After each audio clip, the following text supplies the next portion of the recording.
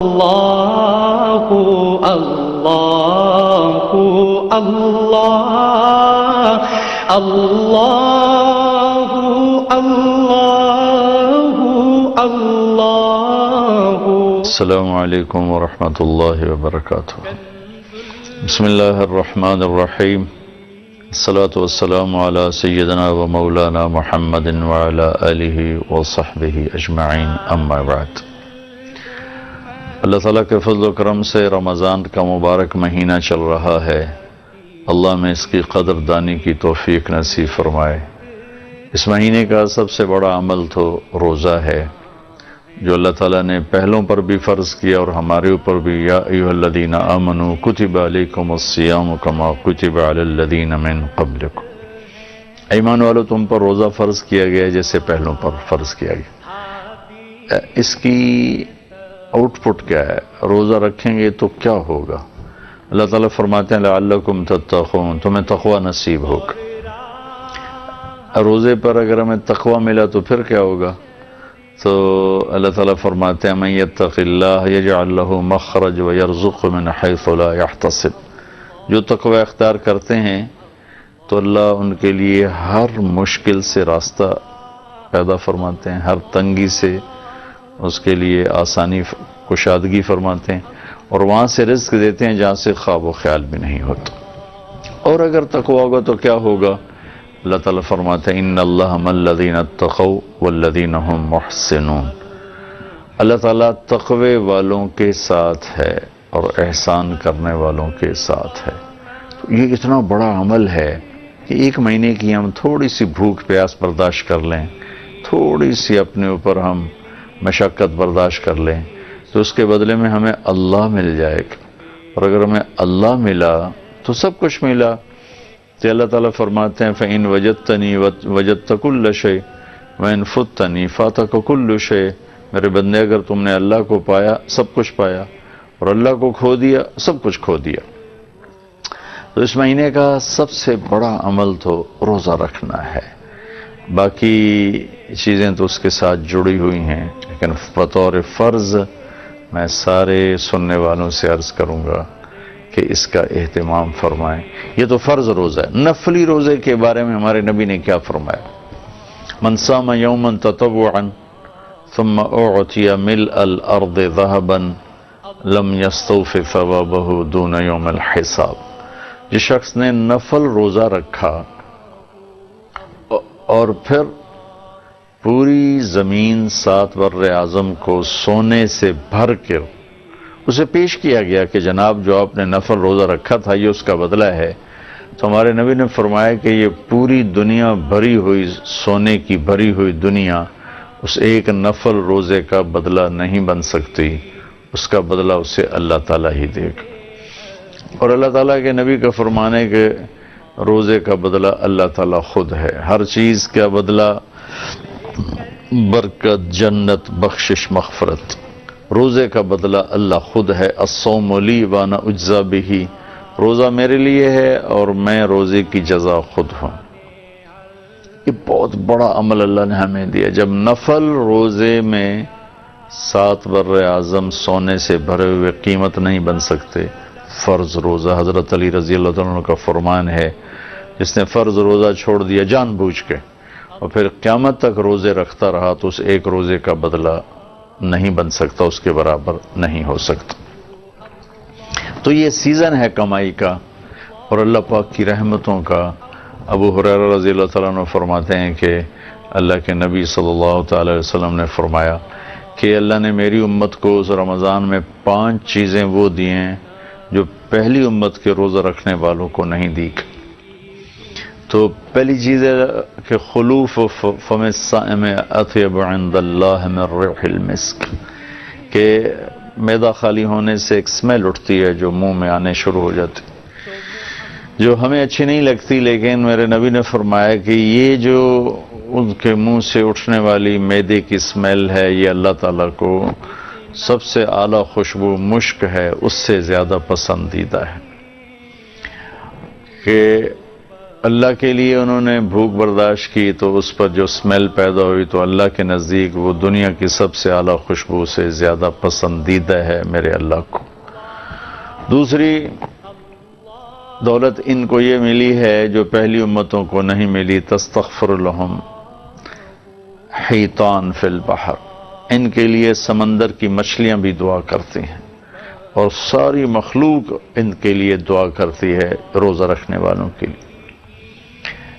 تیسری دولت کہ اس میں تصفد فیہ مرضۃ الشیاطین، اس میں سارے بڑے بڑے شیطان قید کر دیے جاتے ہیں۔ اس لیے آپ دیکھتے ہیں کہ رمضان میں ایک دم نمازی بڑھ جاتے ہیں، ٹوپیاں سر پہ آ جاتی ہیں، قرآن کھل جاتے ہیں، اور جو ہی رمضان جاتا ہے تو پھر نماز بھی غائب ہو جاتی ہے، ٹوپی بھی غائب ہو جاتی ہے، قرآن بھی غائب ہو جاتا ہے۔ وہ شیطان آ کے پھر دوبارہ پکڑ لیتے ہیں۔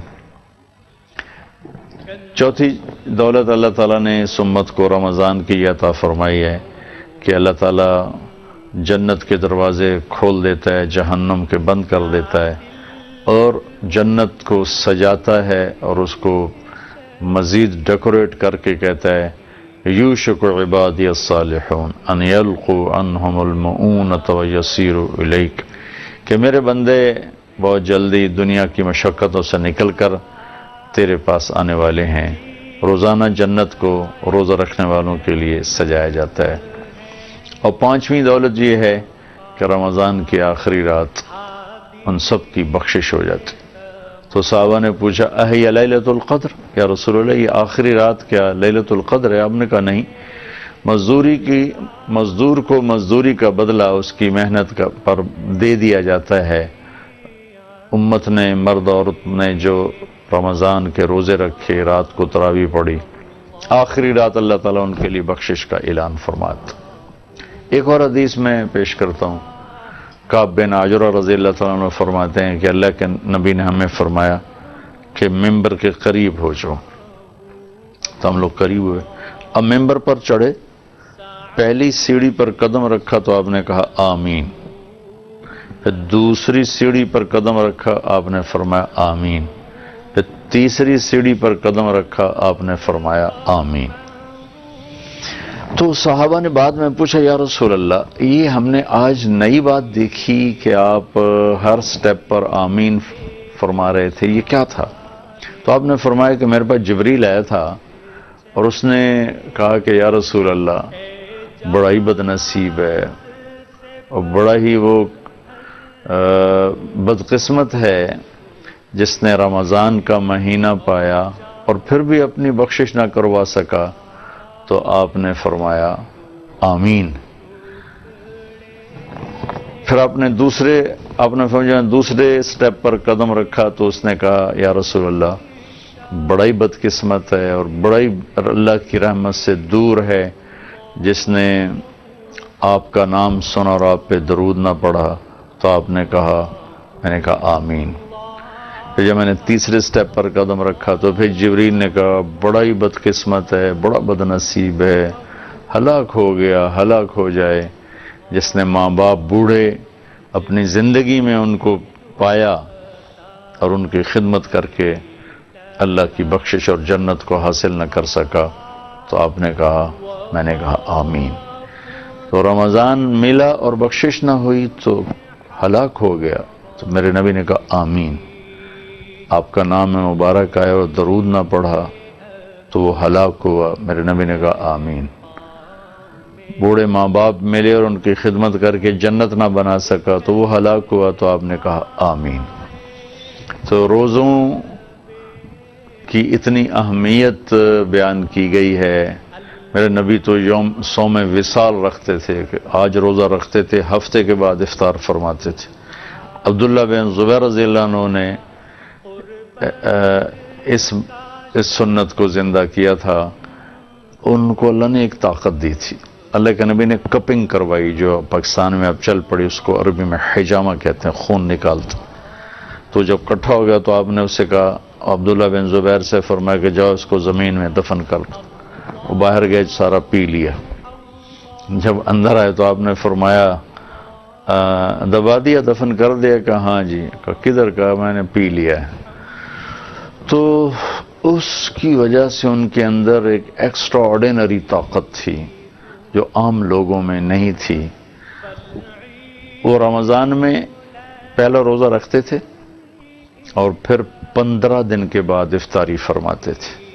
15 دن نہ کھاتے نہ پیتے، اور پھر 15 دن کے بعد سحری فرماتے اور آخری روزے پر جا کر افطاری فرماتے تھے۔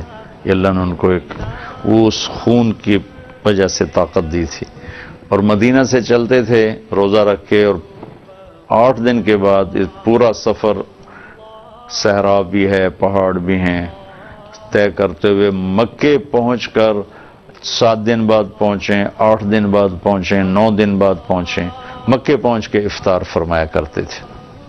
بہت بڑے لوگ تھے۔ ہمارے لیے اتنا ہی بہت ہے کہ ہم سحری افطاری کھا کے یہ تھوڑی سی بھوک اور پیاس کو برداشت کر لیں۔ اللہ اللہ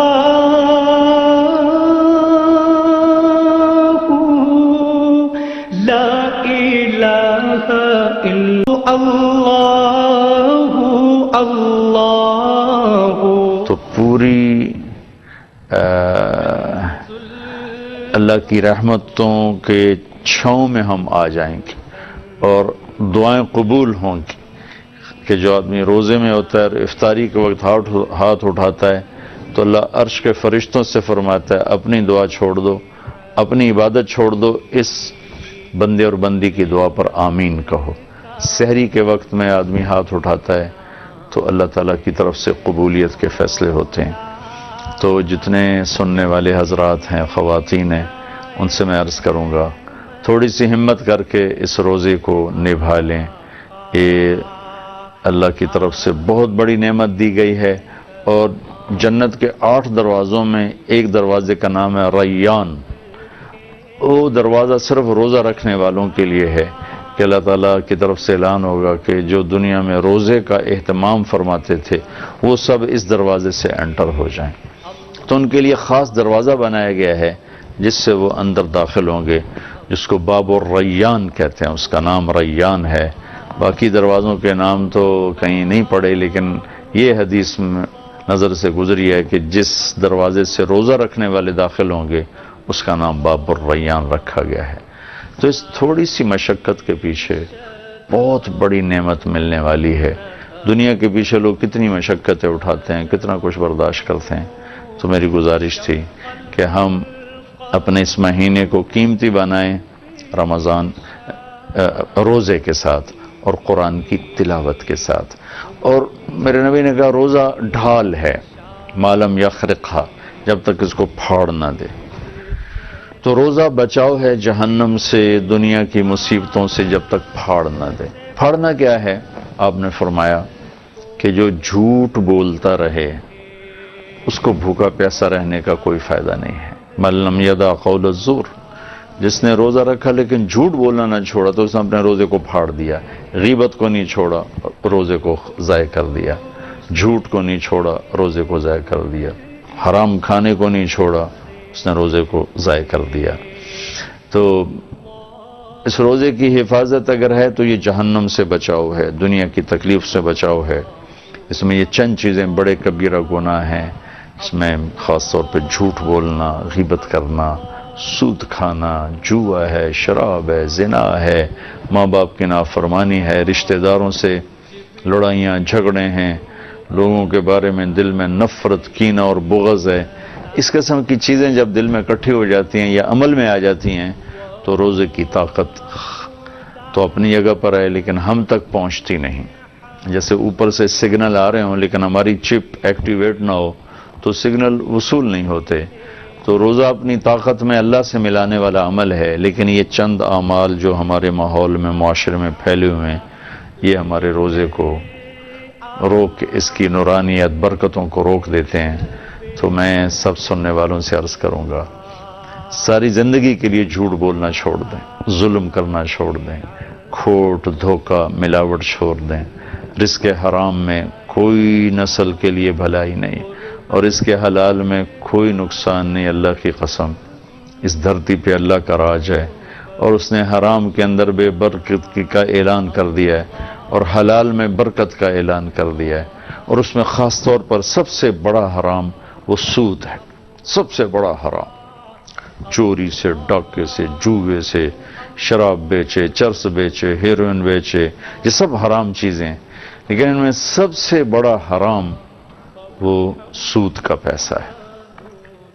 ایک تو بینک سود لیتے ہیں، اور ایک اب ہمارے ہر شہر گلی محلے میں جن کے پاس 4 پیسے ہیں وہ غریبوں کو سود پہ پیسے دیتے ہیں، اور کتنے لوگ مجھے آ کر ملتے ہیں، یہ 1 لاکھ روپیہ سود پہ لیا تھا، غربت کی وجہ سے وہ لاکھ ادا بھی ہو چکا ہے، وہ تھوڑی جب وہ پرسنٹیج دیتے ہیں لیکن پھر بھی لاکھ سر پہ کھڑا ہوا ہے، اور میرا تو اب گھر بکنے والا ہے، میرے تو کپڑے بکنے والے ہیں، میری جان بچائی جائے۔ تو ایک بینکوں کا سود ہے جو بڑے پیمانے پر ہے، لیکن ایک انفرادی سود ہے کہ لوگ غریبوں کو، ضرورت مندوں کو سود پہ پیسہ دیتے ہیں، ویسے قرض حسنہ نہیں دیتے۔ تو خاص طور پر سود سے توبہ کی جائے کہ اللہ نے کفر کے خلاف اعلان جنگ نہیں کیا، شرک کے خلاف اعلان جنگ نہیں، شراب ہے، جوا ہے، جھوٹ ہے، قتل ہے، زنا ہے، ماں باپ کی نافرمانی ہے، رشوت ہے، دھوکہ ہے، فراڈ ہے، فریب ہے، قبضے ہیں، یہ سب بڑے بڑے گناہ ہیں۔ نماز چھوڑ دی، روزہ چھوڑ دیا، حج چھوڑ دیا، زکوٰۃ چھوڑ دی، یہ سب بڑے بڑے گناہ ہیں۔ کسی کے خلاف اللہ نے نہیں کہا میرا اعلان جنگ ہے، صرف سود پر اللہ نے کہا کہ میرا اور میرے نبی ہم دونوں کا تمہارے خلاف اعلان جنگ ہے۔ ایک طاقتور ملک اعلان جنگ کر دے تو کمزور ملک والے پریشان ہو جاتے ہیں کہ اب کیا بنے گا۔ دنیا کا شہنشاہ اپنے نبی کو ساتھ لے کر فرماتا ہے کہ یا تو چھوڑ دو یا پھر میں اور میرا رسول جنگ کرنے کے لیے آ رہے ہیں، تیار ہو جاؤ۔ تو میں سب سے عرض کروں گا اپنے رزق کو، اپنی کمائی کو پاکیزہ کریں، حلال کریں، اس میں اللہ نے برکت رکھی اور انشاءاللہ اللہ وہاں سے دے گا جہاں سے وہم و گمان بھی نہیں۔ تم اپنے روزے کو خوبصورت بنائیں، روزے کو قیمتی بنائیں، قرآن کی تلاوت کے ساتھ اور رات کی نماز تراویح کے ساتھ، اور یہ ساری چیزوں کو چھوڑنے کے ساتھ۔ یہ جب چھوڑ جائیں گی تو پھر انشاءاللہ ہمارا روزہ انتہائی خوبصورت بن کر اللہ کی بارگاہ میں پہنچے گا، اور آخری رات میں اللہ ہمارے لیے انشاءاللہ بخشش کا اعلان فرمائے گا۔ اللہ اللہ